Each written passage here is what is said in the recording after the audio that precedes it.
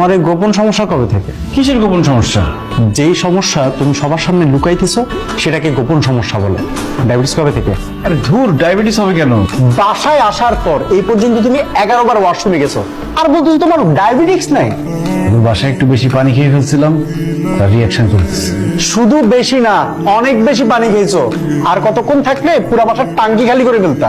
কি করবো বল, যতবারই ও আমার দিকে তাকায় আমার গলা শুকায় আসে। কালকে যে কিভাবে ওর সাথে দেখা করবো সেটাই তো বুঝতেছি না। তোমাদের এঙ্গেজমেন্ট হয়ে গেছে, কয়দিন পর বিয়ে করবা। সো এখন তোমাদের উচিত দুজন দুজনকে চেনা, দেখা করবা, মিট করবা, আলাপ করবা।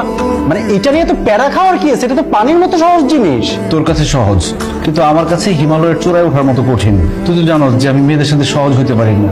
কোনোদিন দেখছিস কোনো মেয়ের সাথে 2 মিনিট কথা বলতে? সেখানে কালকে ওর সাথে কিভাবে দেখা করতে যাবো এটা ভাবতে আমার গলা শুকায় আসতেছে। আচ্ছা তুই আমার একটা হেল্প কর না, তুই আমার সাথে থাকবি প্লিজ, মানা করিস না। তবে একটা শর্ত আছে, তুমি যেখানে বসবা আমি হচ্ছে একটু দূরে বসে তোমাদেরকে দেখবো, সাথে বসতে পারবো না। রাজি?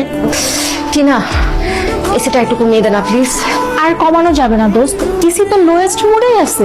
আর তুইও তো ঘামছিস কেন সেটাই তো বুঝলাম না। আমার না খুব ভয় লাগতেছে। কেন, ছেলে কি দেখতে ভূতের মতো? আরে না, ছেলে দেখতে সুন্দর, কিন্তু আমি তো কোনোদিন কোনো ছেলের সাথে মিশি নাই। ফিকি থেকে শুরু করে ইডেনের শেষ, আমি ছেলের সাথে মিশবো কিভাবে বল? আর তুই কি না হবু বরের সাথে দেখা করতে যাবি, তাতেই তুই ভয়ে শেষ। তোর যে কি হবে? তুই তো জানিসই আমার লাইফটা স্কুল থেকে বাসা, বাসা থেকে কলেজ, এখানেই শেষ। তোর তো অনেক এক্সপিরিয়েন্স দোস্ত, প্লিজ তুই আমার সাথে চল না কালকে।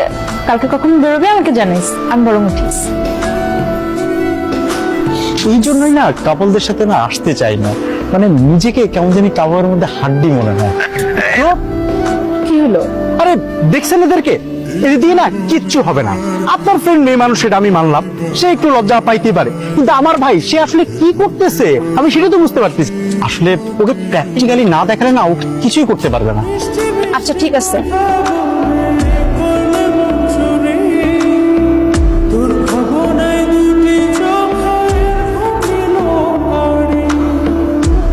কত হয়েছে রে? 102। 102? 102? আমার ভালো মেয়েটার বাইরে গেল আর কিন্তু 102 জন নিয়ে কি ভাবি রে? আসলে হয়েছে কি আন্টি, আমরা সাহিল ভাইয়ের সাথে যে রেস্টুরেন্টে দেখা করতে গেলাম না, ওখানকার এসি টেম্পারেচার অনেক কমানো ছিল। আর ওরা বসেছিল এসি বরাবর, ওইখান থেকেই ঠান্ডা লেগে জ্বর চলে এসেছে, তাই না রে? ওই ছেলেকে আমি গুলি করে মারব। আমার মেয়েকে নিয়ে এক জায়গায় বেড়াতে যাবে,